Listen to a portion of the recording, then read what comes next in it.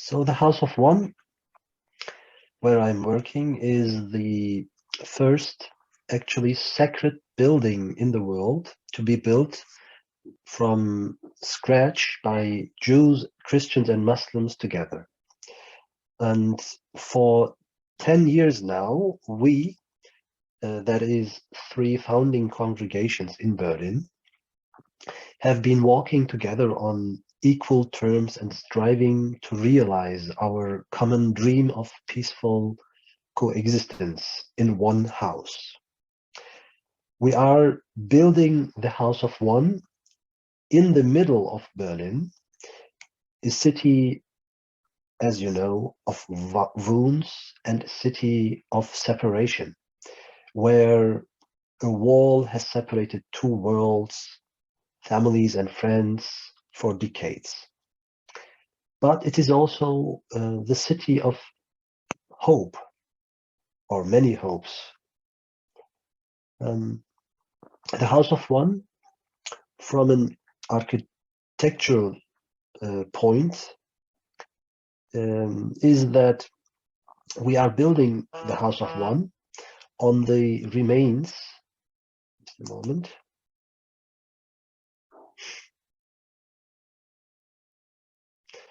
We are building the House of One on the remains of Berlin's oldest church at Petriplatz. From the outside, it looks very monolithic, very uniform, actually. As you can see here, from the outside, there is no sign of any religion, no cross or no Muslim symbol or Jewish symbol. But from the inside, there the diversity of this house really unfolds. We find on the same height, on one platform or level, as you can see here, a church, a synagogue, and a mosque. 3 sacred spaces connected by a 4th space. And this space is also the largest one and the most significant, maybe, because it is neutral and equally intended for the use of people of other religions, of other faith, as well as non-religious people or atheists. So that's important. The House of One thus reflects not only the Abrahamic tradition, but also the diversity of our whole society and the world. A world house, if you will, you can say. And here's another picture from the inside. I will not go into the details, but just to have a mind. We celebrated our groundbreaking this year in May and hope to celebrate the opening of the House of One in 5 years. Thanks to the significant support of people from nearly 70 countries now, as well as the support and fundings of the federal and state governments, we have already come very close to our goal. But we still need a few million bricks to build this house and further support.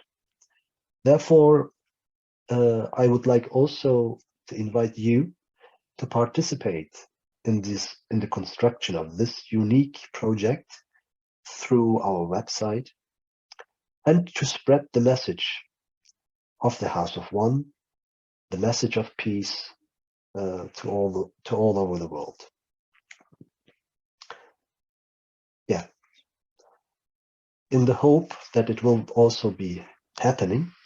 Yeah. Now I will go to the next part. Monica, Osman, would you like to translate? Yes, I will.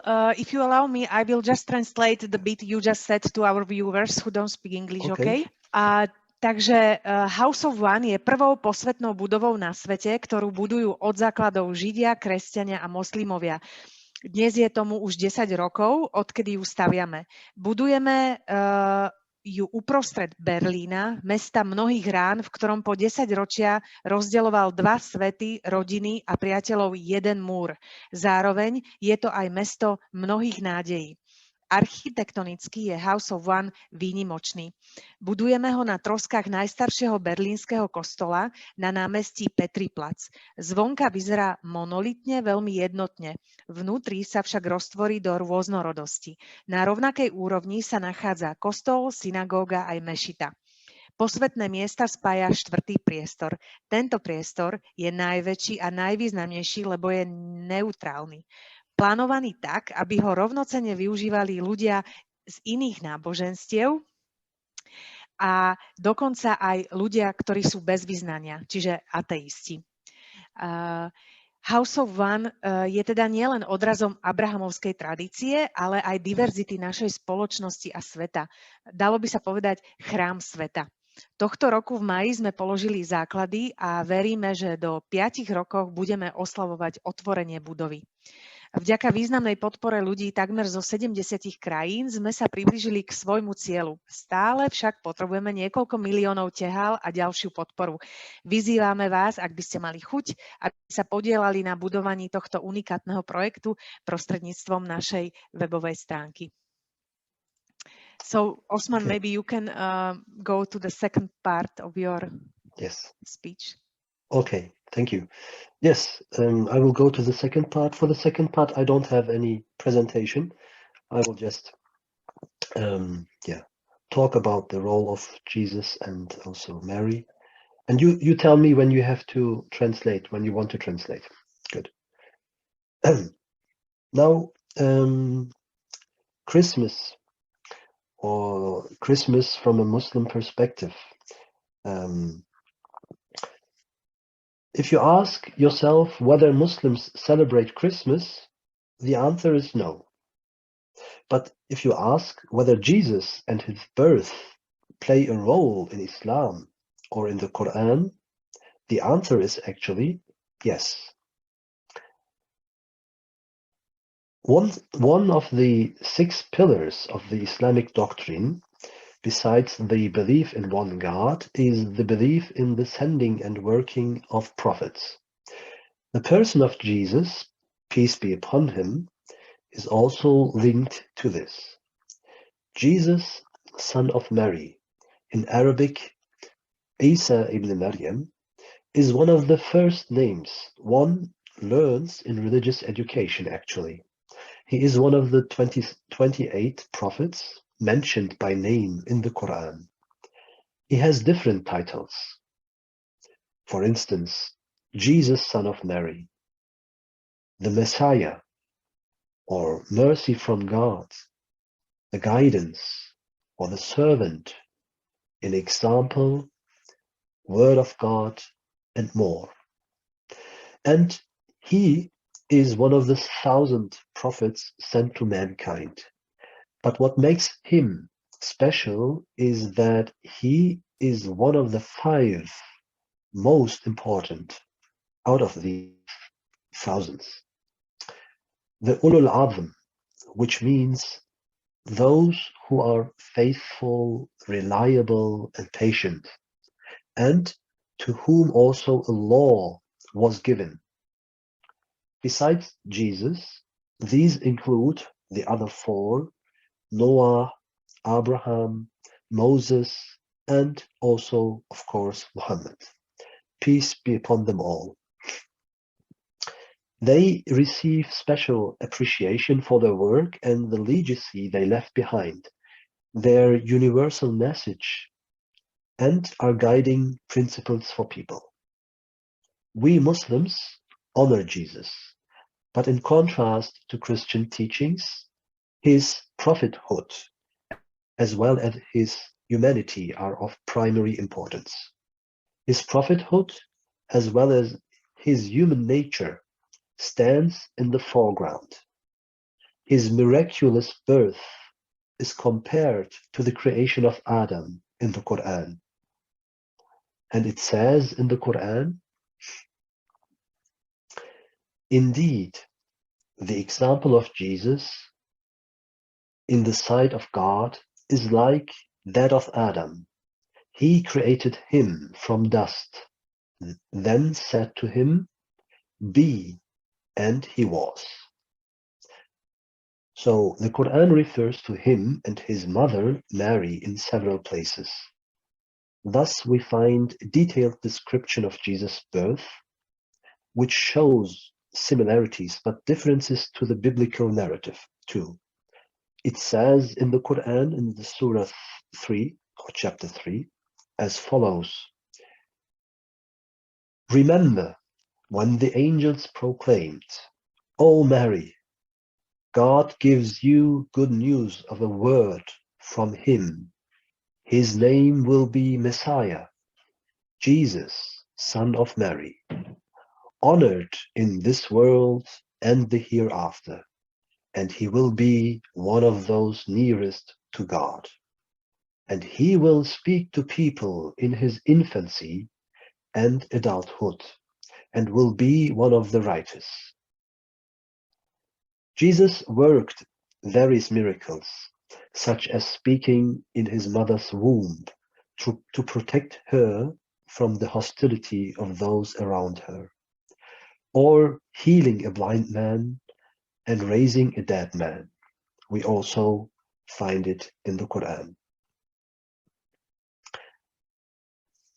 And Mary, the mother of Jesus, but not only Jesus is distinguished by his miracles, birth and work, but also his mother Mary. She too was distinguished with miracles, and an entire chapter of the Quran actually bears her name, and she is the only woman mentioned by name in the holy book, the Quran. She is considered a special role model for the faithful, and her name is gladly given to Muslim children even today. The following verse illustrates this.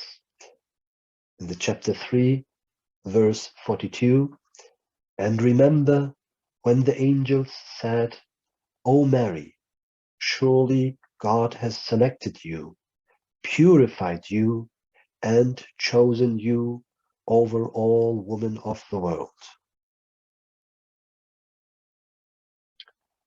So far, would you like to translate, Monica, Yes, or should I? before you start your final part, I will translate this one. Okay. Ak sa pýtate, či moslimovia oslavujú Vianoce, odpoveď znie nie. Ak sa však opýtate, či Ježiš a jeho narodenie zohráva v islame alebo v Koráne nejakú úlohu, odpoveď znie áno. Jeden zo 6 pilierov islamskej doktríny, okrem viery v jedného Boha, je viera o poslaní a úlohe prorokov a s týmto sa spája aj osoba Ježiša. Ježiš je jedno z prvých mien, o ktorom my moslimovia počujeme v náboženskej výchove. Je jedným z 28 prorokov, ktorí sa uvádzajú v Koráne menom. A je jeden z tisícov prorokov zoslaných ľudstvu. To, čo z neho robí osobitného proroka, je skutočnosť, že patrí medzi 5 najvýznamnejších, čo znamená tí, ktorí sú veriaci, spoľahliví a trpezliví. Tí, ktorým sa dostalo práva. Okrem Ježiša medzi nich patria Noé, Abraham, Mojžiš a Mohamed. Vyslúžili si osobitnú vďačnosť za svoje pôsobenie a dedičstvo, ktoré nám zanechali. Všeobecné posolstvo a princípy, ako sa majú ľudia orientovať. My, moslimovia, si Ježiša ctíme, ale na rozdiel od kresťanov je pre nás významný svojou ľudskosťou. Jeho postavenie proroka a ľudská povaha stoja v popredí. Jeho zázračné narodenie sa prirovnáva k Adamovmu stvoreniu. Korán na niektorých miestach, na viacerých miestach odkazuje aj na jeho matku. Nachádzame podrobný opis narodenia Ježiša, ktoré ukazujú aj na podobnosti, aj na rozdielnosti v porovnaní s biblickým opisom. Osman tu potom citoval nejaké verše z Koránu. Jedným z nich je napríklad aj to, že Ježiš vykonal rôzne zázraky, uzdravil slepca a kriesil mŕtvych. Ale nielen Ježiš sa vyznačuje svojim zázračným narodením a pôsobením, rovnako aj jeho matka. Aj ona sa vyznačovala zázrakmi. Celá jedna kapitola v Koráne nesie jej meno a zároveň je jedinou ženou, ktorej meno sa spomína v celej svätej knihe. Pokladá sa za ženu, ktorá je osobitným vzorom a modelom pre veriacich. A tak rodičia radi dávajú jej meno svojim moslimským deťom až dodnes. Osman, I think you can continue for your last part about Christmas and how Muslims take them, enjoy them. Okay, thank you. As you know, in today's Turkey, then Byzantine Empire, Christianity played a special role in the historical development, has left clear traces in today's predominantly Muslim country. Since it is now predominantly a Muslim country, Turkey, the Christmas celebration is no longer present. But there is a unifying element that surprised me when I first learned about it, namely that the historical Nicholas of Myra, Nicholas, whom the entire Christian world worships, was actually from near the city of Antalya, from Turkey. That was really surprising for me. Yes, our common heritage is full of surprises. But besides this anecdote, back to Jesus. The person of Jesus still today accompanies Muslims, especially in the mystical circles. The noble character that Jesus embodied is a model. His intimate, gentle nature and the charity he preached, as well as his renunciation of material things and his selflessness, are still held in the high regard today. Even though we don't celebrate the birth of him as Christians do, we pay tribute to his work. For us Muslims in Europe, especially in Europe, the Christmas season is an equally heartfelt time when we can congratulate our fellow human beings on their high feast, even bake Christmas cookies together or give each other gifts. We may not share the same conception of God and the role of his son Jesus, but from our own Quranic perspective, we can find commonalities as well as differences. And remember and reflect on the special message of Jesus. His call for charity, appreciation of every living being, and concern for the poor and needy are still relevant and universal values that we can hold on together. In this spirit, I will end my words with a prayer. I wish our Christian brothers and sisters and all people a reflective Advent season and a joyful, peaceful holiday. May justice prevail, justice for the poor, for those without a home and for those without shelter, justice and help for those affected by need and illness, and may we together prepare the way for a more peaceful tomorrow. Amen. Thank you, Osman. Now I will translate those beautiful words. Ako viete, v dnešnom Turecku, kedysi súčasti Byzantskej ríše, kresťanstvo zohrávalo osobitnú úlohu v historickom vývoji a zanechalo jasné stopy v dnešnej prevažne moslimskej krajine. Keďže sme dnes moslimská krajina, oslava Vianoc dnes absentuje. Je tu však istý zjednocujúci prvok, ktorý ma prekvapil, keď som zistil, že historický Mikuláš z Myry, ktorého celý kresťanský svet uctieva, v skutočnosti pochádzal z miesta nedaleko tureckej Antálie. Áno, naše spoločné dedičstvo je plné prekvapení. Ale vráťme sa k Ježišovi. Osoba Ježiša stále sprevádza dnešných moslimov, najmä v mystických kruhoch. Vznešený charakter, ktorý Ježiš zosobňuje, je vzorom. Jeho osobná jemná povaha a dobročinnosť, o ktorej kázal, ako aj zrieknutie sa materiálnych vecí a vlastnej sebeckosti, sa dnes hodnotia veľmi vysoko. Aj keď neslávime jeho narodenie ako kresťania, vzdávame mu poctu za jeho pôsobenie. Pre nás, moslimov v Európe, sú kresťanské sviatky rovnako úprimným a srdečným obdobím, keď sme s blízkymi, spolu pečieme vianočné koláče a vzájomne sa obdarúvávame darčekami. Možno nezdielame rovnakú predstavu o Bohu a úlohe jeho syna Ježiša, no z hľadiska nášho Koránu nachádzame spoločné črty rovnako ako rozdielnosti, premýšľame o osobitnom posolstve Ježiša, jeho výzva k dobročinnosti, jeho pochopenie pre každú živou bytosť a obavy o chudobných ľudí v núdzi predstavujú stále platné a univerzálne hodnoty, v ktorých môžeme spoločne pokračovať. Želám vám všetkým rozvážny adventný čas a radostné pokojné sviatky. Nech vládne spravodlivosť pre chudobných, pre tých bez domova. Nech príde pomoc tým, ktorých postihla núdza a choroba. Želám si, aby sme sa spoločne pripravili na cestu pokojnejšieho Mr. zajtrajška. Osman, this question is for you. I think the House of Fun is a project.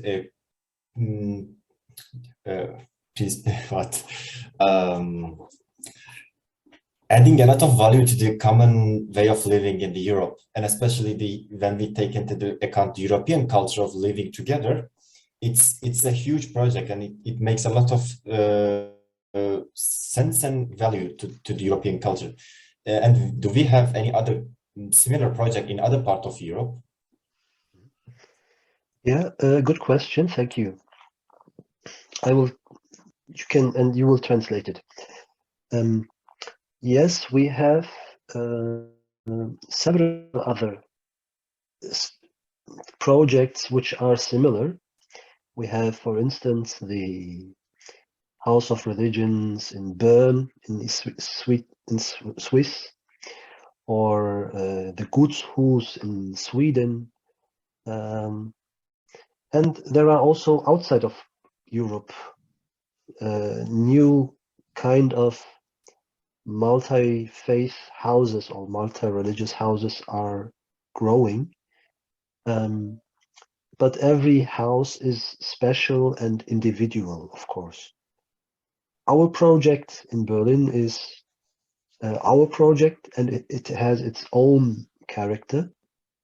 But we are aware of the other projects in the world, in Europe, and we are even connected with them. Mm-hmm. That's important. We have had, for instance, last winter, a conference of multi-faith houses of Europe and outside of Europe. And we were about 12 or 14 other projects within the same spirit. Yeah. And so you are in touch with those multi-houses, right? Yes, we are in touch. And what do you think will be the culture impact on it, on your House of One, on the Europe? Yeah. Will it change something, you think? I hope that it will change at least, and we hope that it will change. I think that the encounter of, so dialogue and encounter of people of other faith, and also people of non-religious people, and also people of faith, that these encounters will promote and will get even easier. Yeah, I think there is already a lot of interfaith dialogue going on, but I think that we need another quality of this dialogue, and within this house, that's a totally new experience for us, because when you every step you make for this house, you decide together, you talk and you discuss, and you together try to fulfill the money or for the house. And yeah, that's a long journey actually we take, and this journey is really a new experience of dialogue, I think, which we need. And at the end, when the house is finished, it will fill a lack within our society to bring people together easier and to promote encounter and dialogue in the city of Berlin. And that this will also promote, I would say even peaceful coexistence in the world. Because I can add one more thing if you like. We have, for instance, a partner project in the Central African Republic.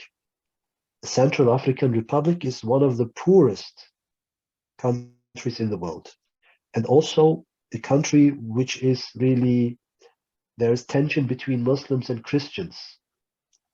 And there, a couple of people of faith, a priest, two priests, a cardinal and an imam, came together, approached us. They approached us and said, we want to build something like you within our country to promote peace within our country. And now for more than 4 to 5 years, we are in touch and exchanging our experiences of the House of One and the House of Maison de la Paix, the House of Freedom, which will they want to build in their country. And yeah, and I think it's really needed in the world. That's a very nice story. Yeah, and that I think that's therefore a change will happen. Takže Osman nám odpovedal, že takéto podobné, takéto multidomy, ktoré vlastne zahrňujú niekoľko náboženstiev, sú takéto projekty na svete, je ich viac. Oni sú v kontakte takmer s každým. Jeden je vo Švédsku, druhý je vo Švajčiarsku a myslí si, že to veľmi pozitívne ovplyvní ako keby možno aj kultúru, možno aj v celej Európe, pretože teraz je tu nejaký dialog, ale keď bude fungovať tento projekt House of One, ten dialog bude ľahší a bude taký priamejší. Čiže určite ako keby naplní takú tú medzeru, ktorá tam teraz je a bude spájať ľudí. Lebo už aj to, že všetko riešia spolu, hľadajú spoločné riešenia, urobia vždy ďalší krok a spolu všetko prediskutujú, predebatujú, tak už to je taká iná forma komunikácie, je to iný zážitok, ide z toho proste iná energia. Takže určite to bude prospešné a o tom, aké prospešné je, to už vlastne aj za hranicami Európy povedal, že v centrálnej Afrike, v chudobnej krajine, kde je vlastne napätie medzi moslimmi a kresťanmi, tak ich oslovili kňazi aj imán, aby im práve ľudia z projektu House of One poradili, ako to napätie zmierniť a ako tam skúšať fungovať spoločne. Takže je to veľmi pekné. A ak náhodou ešte rozmýšľate nad otázkou, tak možno ja by som mala pre Osmana 2 otázky. Jednu, že či už bol na Slovensku a tú druhú by som sa opýtala, že on o svojom projekte rozpráva do celého sveta, že ako na to reagujú ľudia a médiá, že akú má také reakcie a attention. Aladin, opýtaš sa? Ďakujem. Thank you. Mr. Osman, you mentioned about, first question was, have you ever been in Slovakia? Right now where we are making our program. And the second question is, you mentioned about the reaction and support from a wide range of part of the world. You got lots of support. So how did your project pictured in the media? How was the reaction of the masses overall? Thank you. Yeah, first of all, sad I haven't been to Slovakia yet, but at least now I am digitally connected to you. That's also at least a new experience and something really I appreciate. But in the future, God willing, inshallah, we say, I would like to visit you, of course, and be there in real life and maybe make a presentation or for any kind of other event. Secondly, the reaction of the media is actually I can say that we are very we almost only get actually positive reactions for the project through all over the world. We had a lot of media response, especially this year when we had our groundbreaking in the month of May. I myself was in the German television, for instance, my colleague also on another channel.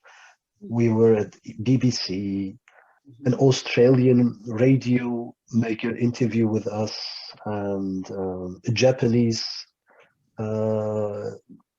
illustration or newspaper, etc. Now you are in Slovak webinar. Yes, yeah, and now I really appreciate that also in Slovakia the House of One is also being heard of. So in total, I think everywhere where the project is presented, it really gets a lot of attention from the people, and it is always connected to really good intentions of the people and of hope, and that the House of One is also of course it's a sign or a symbol of hope, of freedom for many people of the world. Where there is tension, we have a lot of tension in the world. The House of One can make this tension to a good intention, if you like, to transform tension to intention, a good intention. And that's a symbol of the House of One stands for, I think. And therefore we have, and there are also really, really, really minor negative words in the media or social media sometimes we get from really extremist or fundamentalist people from all color. I mean, be it Muslim, sometimes it's Christian, etc. It differs, but they are really so minor that we are sometimes wondering where are these negative voices. Yeah, sometimes we wonder, but we are also actually happy that there's so positive response and voices in the world. Takže Osman na Slovensku ešte nebol, ale povedal, že možno v budúcnosti príde a možno nám dá takúto prednášku aj osobne. Reakcie na ich projekt House of One sú v drvivej väčšine pozitívne. Ja osobne som si aj myslela, veď kto už môže mať niečo negatívne proti tomu, čo vlastne spája všetko, úplne všetkých, ešte aj tých ateistov. Takže aj médiá reagujú na to veľmi pozitívne, najmä teraz v máji, keď vlastne mali to veľké otvorenie, tak on sám sa objavil v nemeckej televízii na niekoľkých kanáloch, bol aj na BBC, bol aj v Austrálii v rádiu, v televízii, no a teraz je na slovenskom webinári, takže naozaj je úplne všade. A vravel, že trochu predsa len negatívne ohlasy zaznamenali, ale boli to ako keby skôr na sociálnych sieťach a bolo to od extrémistov z rôznych kútov sveta, rôznych farieb pleti, ale že to bolo tak strašne maličko, že si niekedy kladú otázky, že kde sú všetky tie negatívne hlasy.